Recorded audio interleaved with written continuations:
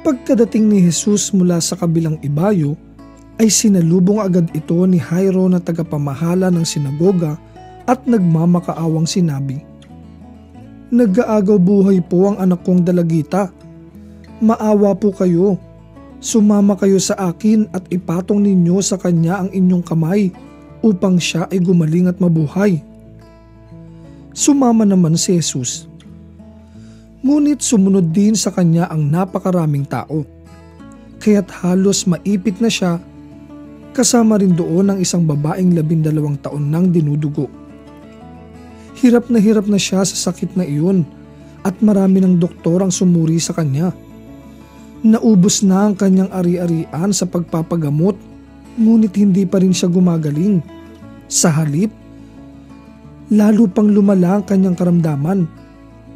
Nabalitaan niya ang tungkol kay Jesus, kaya't nakipagsiksikan siya hanggang sa makalapit sa likuran ni Jesus at hinipo ang damit nito, sapagkat iniisip niyang, "Mahipo ko lang ang kanyang damit, gagaling na ako." Agad nang tumigil ang kanyang pagdurugo at naramdaman niyang magaling na siya. Naramdaman agad ni Jesus na may kapangyarihang lumabas sa kanya. Kaya't bumaling siya sa mga tao at nagtanong, "Sino ang humipo sa aking damit?" Sumagot ang kanyang mga alagad, "Nakikita po ninyong napakaraming nagsisiksikan sa paligid ninyo.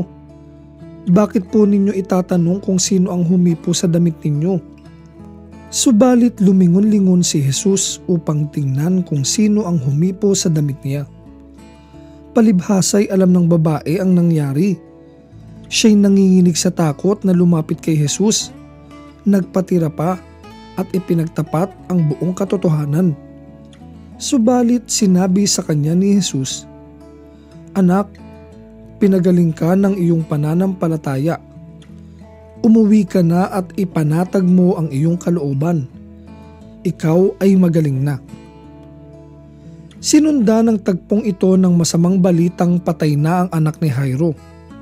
Pero sinabi ni Jesus kay Jairo, "Huwag kang matakot, manampalataya ka lamang."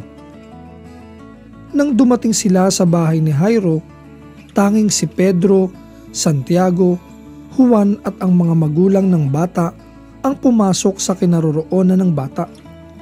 Hinawakan ni Jesus ang kamay ng bata at sinabi, "Talita kum," na ang ibig sabihin, "Ining, bumangon ka."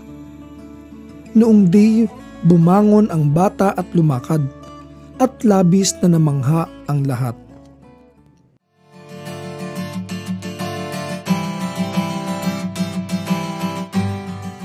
Ang dalawang kwento na ating narinig ngayon ay parehong nag-aalok ng pag-asa at malalim na pananampalataya sa Diyos. Ang pagkilala nila kay Jesus ay parehong nakapagpabago ng kanilang buhay. Kapwa karapat-dapat sa pagpapagaling at kapwa manunumbalik sa komunidad na kinabibilangan nila. Malaki ang naging tungkulin ng pananampalataya sa buhay nila dahil ito ang naglapit sa kanila sa Diyos. Naranasan nilang himala, kalinga at pagtanggap dahil ang Diyos ay para sa lahat. Ayon sa katisismo ng Iglesia Katolika, ang mga tanda na ipinakikita ni Jesus ay nagpapatotoo na siya ang sinugo ng Ama. Nanghihikayat ang mga ito na sumasampalataya kay Jesus. Ipinagkakaloob ang hinihingi ng mga lumalapit sa Kanya. kaya't ang mga himala ay nagpapalakas ng pananampalataya sa kanya na gumawa ng mga gawain ng Ama. Ang mga ito ay nagpapatotoo na siya ang anak ng Diyos.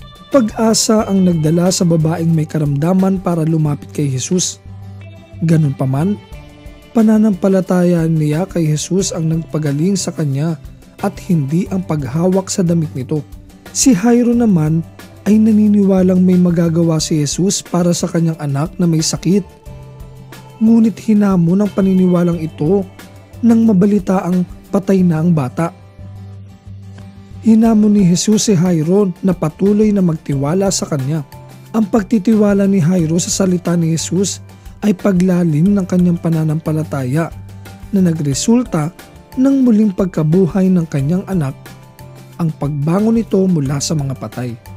Sa mga himala ni Jesus, ang elemento ng pananampalataya ay napakahalaga dahil kung wala ito ay hindi makakagawa ng anumang himala si Jesus. Ang himala ay may paanyaya sa atin upang lumago tayo sa pananampalataya.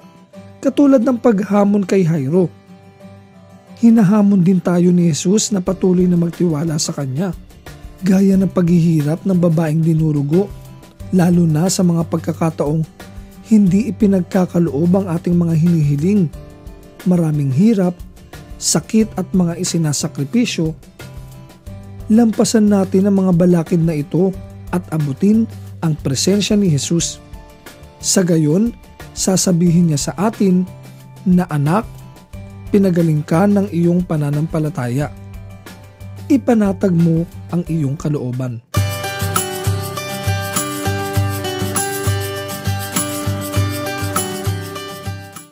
Ang bawat isa sa atin ay hinahamon ni Jesus na magkaroon ng pananampalataya sa Kanya at patuloy na magtiwala dahil ipinagkakaloob niya ang kahilingan ng mga lumalapit sa Kanya.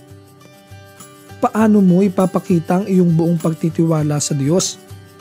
Una, magtiyaga at mag-ipon ng pasensya sapagkat mayroong itinakdang tamang panahon ng Diyos para maunawaan natin at makita ang Kanyang tugon sa ating mga panalangin at mga kahilingan.